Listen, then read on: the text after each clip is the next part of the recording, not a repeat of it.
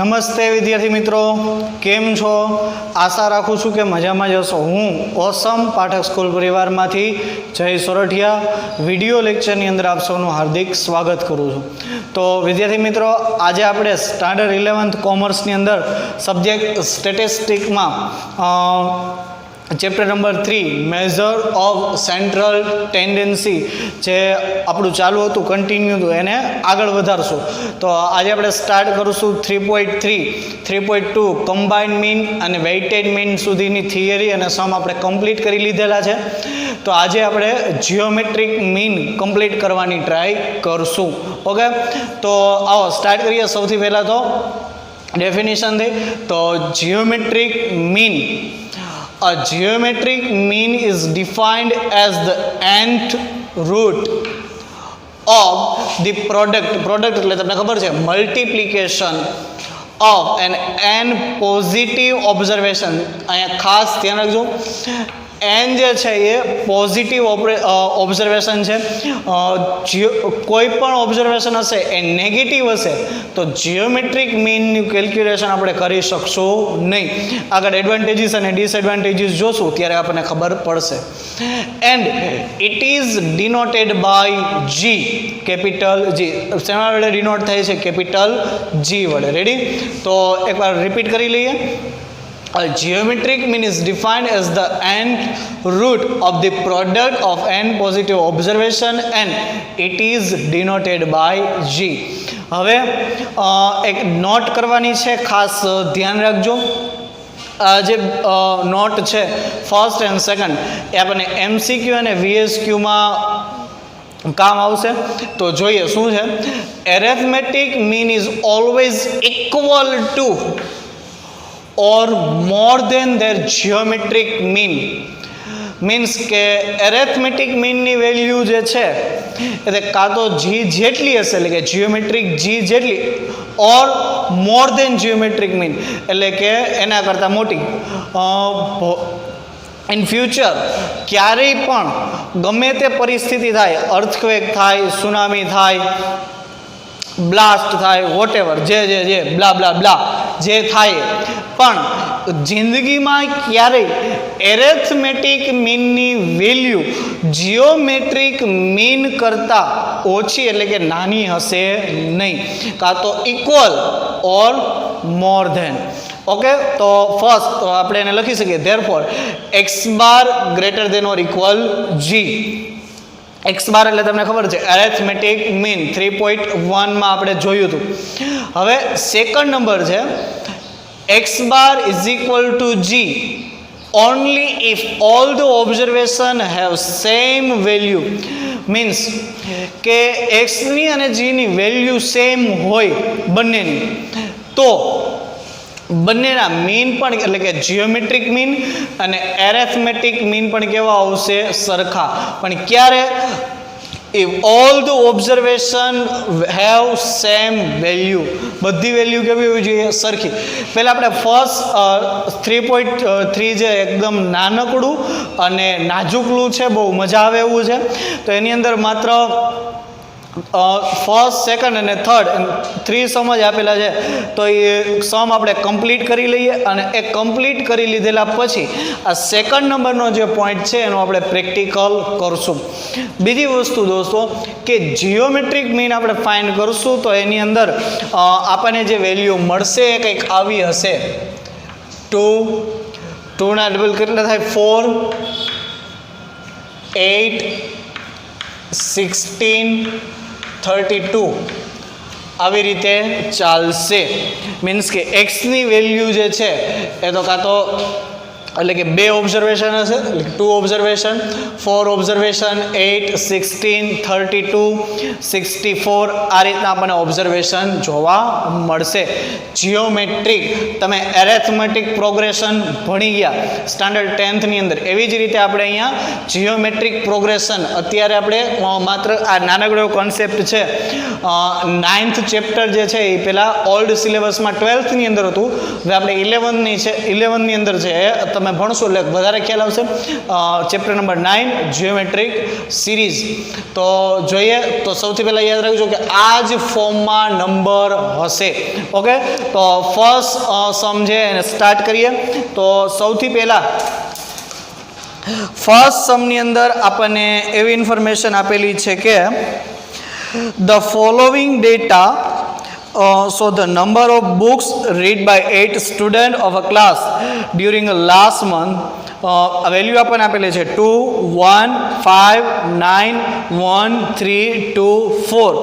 Find the average number of books read using a geometric mean. એટલે કે 8 students છે એને આટલી બુક્સ રીડ કરેલી છે, પણ સાવ ખોટું છે, કાંઈ રીડ કરેલું નથી. કારણ કે અત્યારે આપણે કાંઈ રીડ કરતા જ નથી, ખાલી મજા જ કરીએ છીએ, ખાઈ પીને જલસા. તો ફોર્મ્યુલા એક છે એ જોઈ લો પહેલાં. g is equal to nth root એટલે n x1 into x3 up to xn સુધી. ઓકે, હવે આપણે ફોર્મ્યુલા મૂકીએ. n એટલે 8 x1 into x3 into x3 up two x8 સુધી. હવે અહીંયા ખાસ ધ્યાન રાખજો કે અહીંયા વી હેવ 2 ટાઈમ્સ 1. તો આપણે બધા બહુ જ ક્લેવર છીએ, તો આપણે એવું કહી શકીએ કે 1 અને મલ્ટીપ્લાય કોઈનું કરીએ તો આન્સર એમનેમ જ રહે, બદલે નહીં. પણ અહીંયા એ જ રહેશે, બદલશે નહીં. પણ છતાંય આપણે n છે એને લેવાના છે, એને આપણે સબસ્ટ્રેક્ટ મીન્સ ઓબ્ઝર્વેશનમાંથી સબસ્ટ્રેક્ટ નહીં કરી શકીએ. એટલે કે આપણે 6 ઓબ્ઝર્વેશનનો સમ નહીં કરી શકીએ, કારણ કે અહીંયા એવું કીધું છે positive observation, N positive observation. અને હજી આપણે આગળ એડવાન્ટેજીસમાં જોશું ત્યારે એમાં એવું જોશું કે ઓલ ઓબ્ઝર્વેશન્સ આવો પોઈન્ટ આવશે. એટલે કે જેટલા ઓબ્ઝર્વેશન હશે એ બધાને આપણે કન્સિડર કરવા પડશે. તો 8 ને 8 multiply 2 into 1 into 5 into 9 into 1 into 3 into 2 into 4. તો આન્સર છે 2160. 8 ના 8 સેમ એમનેમ. હવે 4 આન્સર આવશે 46.48. પાછો આન્સર આવશે 6.82 અને લાસ્ટ આન્સર આવશે 2.61.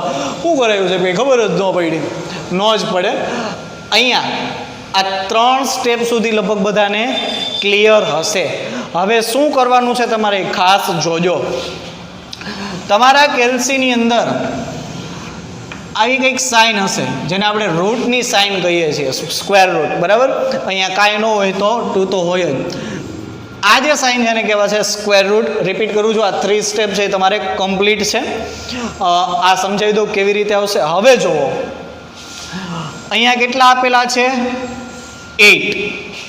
રેડી? અહીંયા જીઓમેટ્રિક મીન કરતા હોય, આપણે કોઈ પણ સમ કરતા હોય તો સૌથી પહેલાં તો આપણે બોક્સની અંદર 2 મૂકશું. એટલે આવું કંઈ કરવાનું નથી, આ માત્ર હું તમને એક્સપ્લેનેશન ખાલી તમારી સમજૂતી માટે કરું છું. હવે તમારે 2ની કેટલી પાવર આપો તો આન્સર 3 આવે. તો કે ભાઈ 2ને હું 3 ટાઈમ્સ મલ્ટીપ્લાય કરીશ એટલે 8 આવશે. તો કેટલી પાવર આપવી પડશે? 3.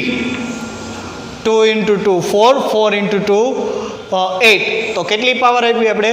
3 પાવર. તો હવે એનો મતલબ એમ કે તમારે જે આ સ્ક્વેર રૂટની સાઇન છે એ કેટલી ટાઈમ પુશ કરવાની છે? 3 ટાઈમ. રેડી? કમ્પ્લીટ. હવે ફર્સ્ટ ટાઈમ પુશ કરશો એટલે કે એકવાર 2 ગયા તો કેટલા વધે? 4. 3 માઇનસ 2 સોરી, એકવાર તમે પુશ કરશો એટલે 3 માઇનસ 1 તો કેટલી પાવર વધે? 2. 2 ઇન્ટુ 2 4. એટલે આ ફર્સ્ટ ટાઈમ પુશ કરી એટલે આન્સર આવ્યો 46.48. હવે 2 હજી કેટલી વાર પુશ કરવી પડશે? 2 ટાઈમ્સ. તો હજી એકવાર પુશ કરી એટલે કેટલી વાર? 2 તો આન્સર આવ્યો 6.82. અને લાસ્ટ ફાઇનલ હજી કેટલી વાર? એકવાર, કાંઈ ન હોય તો 2 તો હોય જ. તો હજી કેટલી વાર તમારે પુશ કરવી પડશે? 1 ટાઈમ. તો ફાઇનલ આન્સર આપણો આવશે 2.61 બુક. Short and simple. તમારે શું કરવાનું છે? અહીંયા જે n હોય એની બાજુમાં પહેલાં, એટલે આવું લખવાનું નથી પણ માત્ર સમજૂતી માટે તમારે લખવાનું, પણ ક્યાં? માઇન્ડની અંદર. ફોર એક્ઝામ્પલ તરીકે અહીંયા એવું કંઈ આવ્યું 16 એટલે કેટલા ઓબ્ઝર્વેશન હશે? અહીંયા 16 ઓબ્ઝર્વેશનનું મલ્ટિપ્લિકેશન હશે. તો આપણે સેન્ટરમાં કોને લેશું? સેકન્ડ એટલે કે 2 ને આપણે સેન્ટરમાં લઈએ 2. હવે અહીંયા કેટલા છે? 16. તો વિચારો કે 2ની કેટલી પાવર તમે આપો તો આન્સર 16 આવે. તો 2 × 2 4, 4 × 2 8, 8 × 2 16. તો 2⁴ મીન્સ કે આપણે જે સ્ક્વેર રૂટની સાઇન છે એ કેટલી ટાઈમ પુશ કરવાની છે? 4 ટાઈમ. લાસ્ટ ટાઈમ જે તમે પુશ કરશો અને જે આન્સર આવશે એ બની જશે તમારો ફાઇનલ આન્સર. રેડી? કમ્પ્લીટ. આગળ વધીએ. સેકન્ડ નંબર એવું છે, the value of a machine depreciate at the rate of 10%, 7%, 5%, 2% in the first 4 years respectively. Find the average rate of depreciation using an appropriate method. એટલે આપણે અહીંયા geometric મીનનો use કરવાના છીએ. હવે તમે જોઈ લો ખાસ એક, ત્યારે પર્સેન્ટેજ આપેલો હોય, આપણે ટોટલ પર્સેન્ટેજ કેટલા છે? 100. હવે જો ડેપ્રિશિએટ એટલે કે શું અથવા તો એમ કે ડિક્રીઝ તો આપણે કરશું માઇનસ.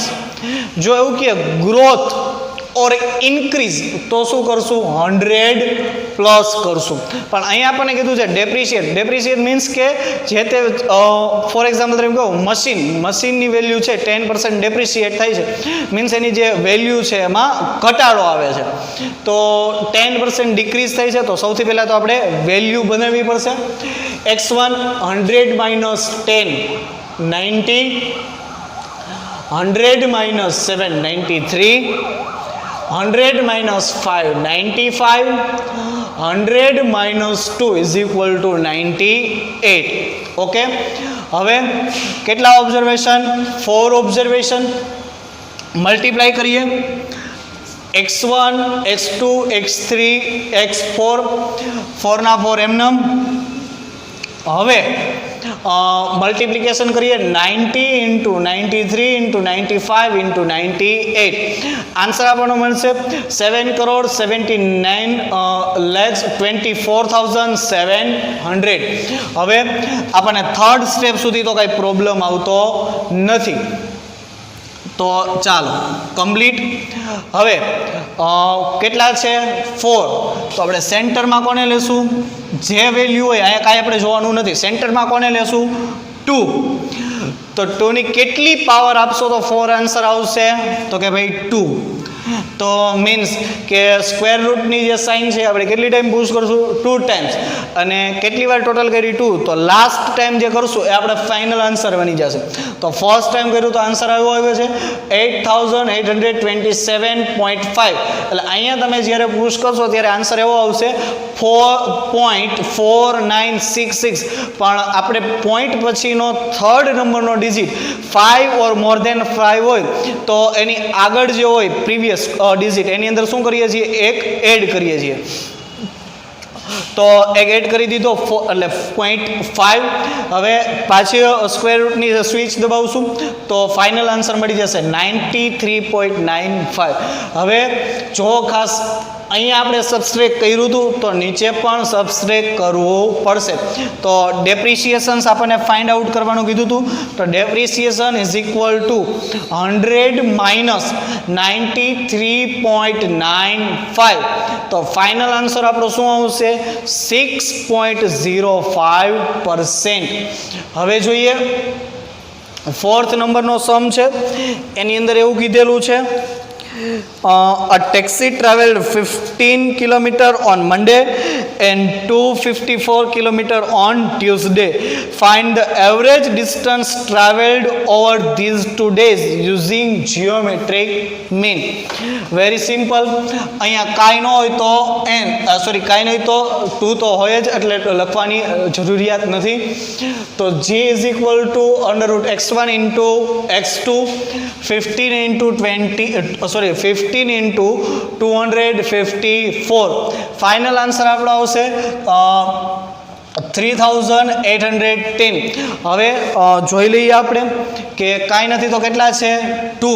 તો વર્ગમૂળ ટૂંકમાં સ્ક્વેર રૂટની જે સ્વિચ છે કેટલી ટાઈમ પુશ કરશું 1 ટાઈમ્સ, બરાબર. 2 રેસ અહીંયા કાંઈ ન હોય તો કેટલા હોય 2 તો હોય જ.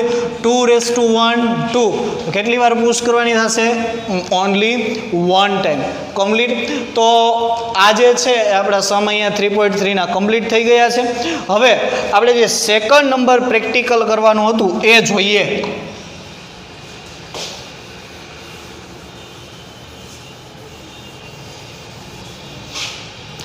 જો શું કીધું છે x bar is equal to g only if all the observation have same value. હવે અહીંયા તમારે જે ઓબ્ઝર્વેશન લેવાના છે કાં તમારે આ રીતે લેવાના થશે, કાં તો તમે 2 ઓબ્ઝર્વેશન લો 4, 8, 16 ઓર 32, 64, 128. હું અત્યારે 4 ઓબ્ઝર્વેશન લઉં છું અને બધા ઓબ્ઝર્વેશનની વેલ્યુ કેવી હશે સેમ.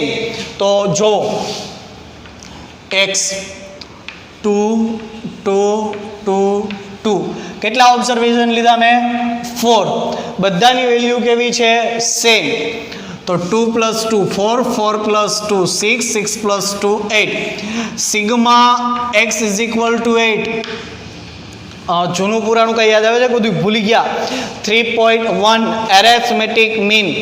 તો x બાર શું થશે sigma x upon n. Sigma x કેટલા 8. 8 upon 1, 2, 3, 4. How many observation? 4 observation. 8 divided by 4. Final answer is 2. Ready? હવે આને જોઈ લઈએ જીઓમેટ્રિક મીન માટે. તો geometric mean g is equal to કેટલા લખશું 1, 2, 3, 4. 4 2 into 2 into 2 into 2. 2 into 2 4, 4 into 2 8, 8 into 2 16. Raised to 4 through 16. હવે શું કરશું આપણે કોને સેન્ટરમાં લેશું 2 ને. કેટલી પાવર આપશો તો 4 આન્સર આવશે તો 2 પાવર આપશો ત્યારે. તો હવે એનો મતલબ એમ કે સ્ક્વેર રૂટની સાઇન છે તમારે કેટલી ટાઈમ પુશ કરવાની થશે 2 ટાઈમ્સ. હવે ફર્સ્ટ ટાઈમ પુશ કરશો એટલે આન્સર આવશે 4 અને સેકન્ડ ટાઈમ પુશ કરશો એટલે એ આપણો ફાઇનલ આન્સર બની જશે. તો શું આવશે 2. Ready complete. જોઈ લો બંને આન્સર કેવા છે સેમ. બધા ઓબ્ઝર્વેશન કેવા હોવા જોઈએ સેમ. તો એરેથમેટિક મીન અને જીઓમેટ્રિક મીન કેવા બે આવશે સેમ. ઓકે ખાસ આ બે પોઈન્ટ યાદ રાખજો. અને એક સેકન્ડ નંબરના સમમાં જે આપણે કર્યું ઇન્ક્રીઝ ઓર ડિક્રીઝ આ પોઈન્ટ યાદ રાખજો. જ્યારે પર્સેન્ટેજ કીધું હોય ત્યારે 100માંથી માઇનસ ઓર પ્લસ કરવાના. ડિક્રીઝ કીધું હોય તો માઇનસ કરશું અને ઇન્ક્રીઝ કીધું હોય તો પ્લસ કરશું. ઓકે હવે આપણે આગળ વધીએ.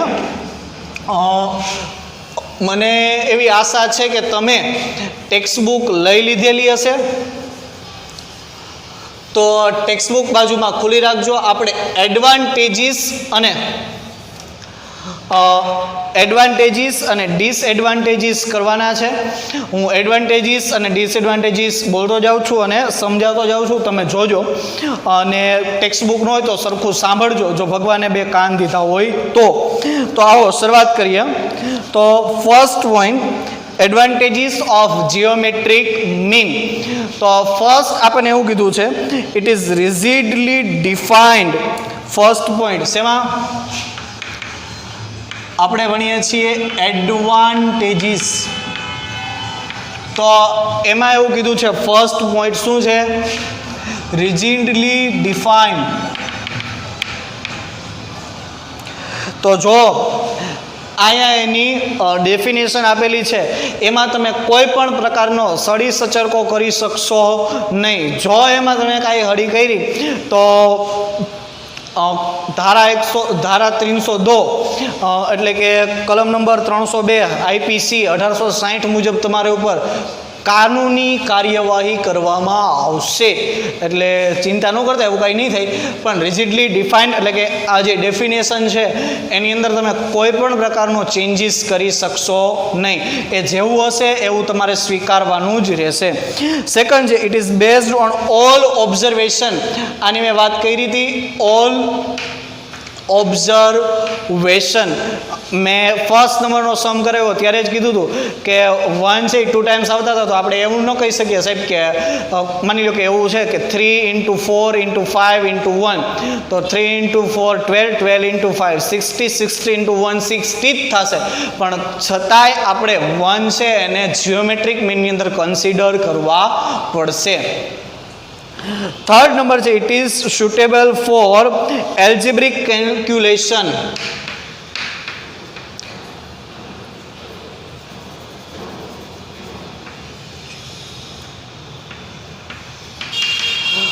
એટલે કે તમને ખબર છે કે મલ્ટિપ્લિકેશન, ડિવિઝન, એડિશન અને સબસ્ટ્રેક્શન બધી જે પ્રોસેસ હતી આપણે કોઈને કોઈ સમમાં કરેલી છે. લાસ્ટ છે, it is comparatively less affected by too large or too small value. Too large or too small value. 3.1 arithmetic mean જોઈએ તો એમાં મેઇન લિમિટેશન હતી કે કોઈ લાર્જ નંબર હોય અથવા તો કોઈ સ્મોલ નંબર હોય તો અફેક્ટેડ કરતો હોય, પણ જિયોમેટ્રિક મીનમાં એવું હશે નહીં. કારણ કે આપણે શું કરીએ છીએ, મલ્ટિપ્લિકેશન અને એનું nth રૂટ. ઓકે, તો આગળ વધીએ. હવે એડવાન્ટેજીસ પૂરા થઈ ગયા છે. ડિસએડવાન્ટેજીસ, એક સિક્કાની બે બાજુ. ફાયદા હોય તો ગેરફાયદા મીન્સ કે કોઈ બેનિફિટ થતા હોય તો લિમિટેશન પણ હોય જ. તો જોઈએ લિમિટેશન શું છે.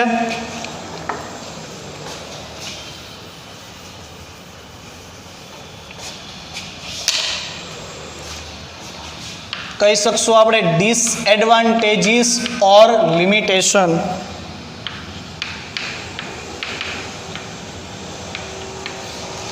તો ડિસએડવાન્ટેજીસ આપણને શું આપેલા છે, તો ફર્સ્ટ ડિસએડવાન્ટેજ છે, it can be found only if all the observation have positive value.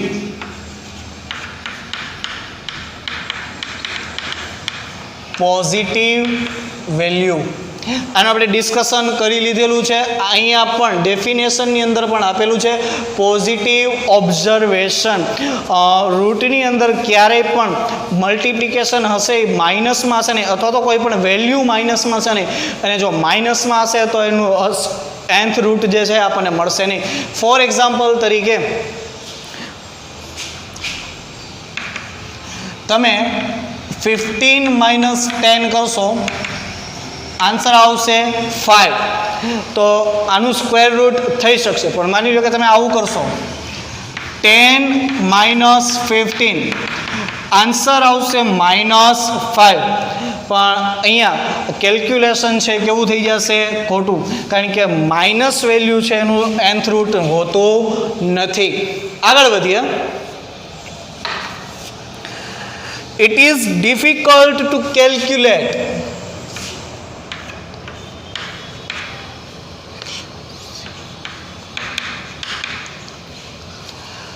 હવે આપણને માન એડિશન આવડતું હોય, સબસ્ટ્રેક્શનમાં ભૂલ પડતી હોય, એમાં મલ્ટિપ્લિકેશન ને ડિવિઝન આવે તો એ તો સાવ ન ફાવે. પણ આ તો સારું છે, ભગવાનની દયાથી ગુજરાત બોર્ડે આપણને કેલ્સીની છૂટ આપેલી છે એટલે પ્રોબ્લેમ નથી. માની લો કે જિયોમેટ્રિક મીનના સમ છે, હું તમને એમ કહું વિધાઉટ કેલ્સી કરો તો ઘણી બધી તકલીફ પડે. તો it is difficult to calculate. અને third, its calculation become difficult if the number of observation is large. Number of observation is large એટલે કે ગુજરાતીમાં આપણે ત્યાં કહેવત છે, અને કદાચ તમે કહેવત અત્યારે સાંભળતા પણ હશો, દુકાળમાં અધિક માસ. એટલે કે ઓલરેડી પ્રોબ્લેમ તો હોય જ, તો વળી એમાં માથેથી બીજા કંઈક સમસ્યા, બીજી કંઈક પ્રોબ્લેમ આવે. બરાબર, તો આવી રીતે અહીંયા પણ એવું છે કે એક તો આપણને સેકન્ડ પોઈન્ટની અંદર કહી દીધું ડિફિકલ્ટ ટુ કેલ્ક્યુલેટ, મલ્ટિપ્લિકેશનમાં ને એમાં આપણને ઘણી બધી તકલીફ તો પડતી જ હોય. હવે એની અંદર ઓબ્ઝર્વેશન વધી જાય બરાબર તો આપણને ઘણી બધી સમસ્યાઓ સર્જાઈ શકે, મીન્સ કે મલ્ટિપ્લિકેશનમાં આપણને પ્રોબ્લેમ આવે.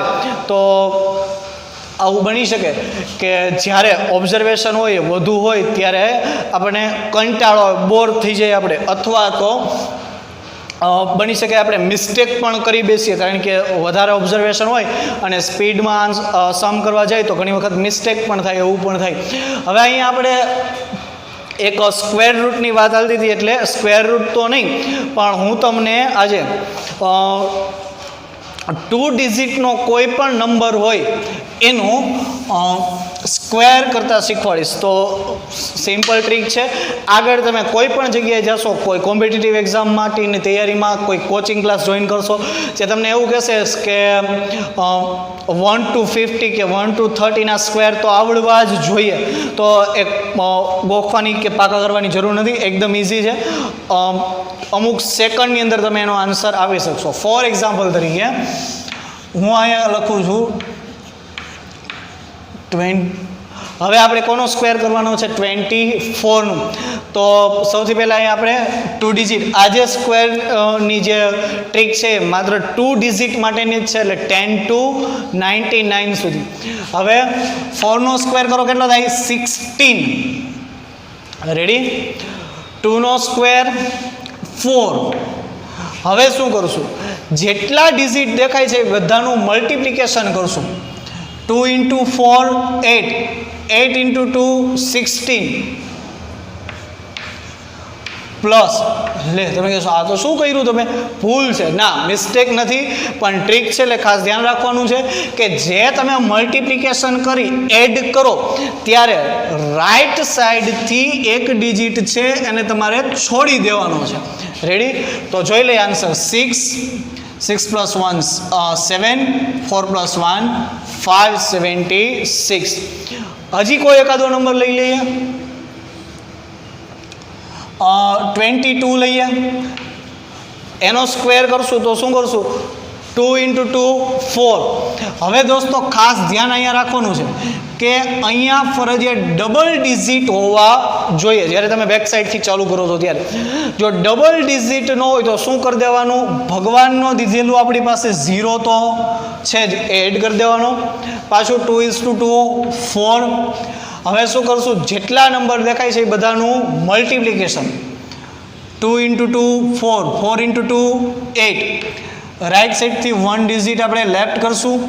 4 8 9 એમ 4 ના 4 4. રેડી? તો શું કરશું આપણે? એડિશન. રેડી? તો ફરીથી એક વખત રિપીટ કરી દઉં.